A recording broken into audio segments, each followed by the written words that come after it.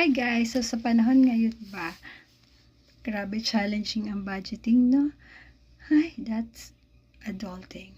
So, dahil nga, for me, napaka-challenging ng pagbabudget, kaya bumili ako nitong money organizer or money planner na to para alam ko or naka-allocate na kung para saan yung pera na yun for that month. Like this, food.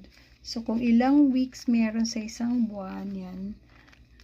Pinagaano ko sila by weeks.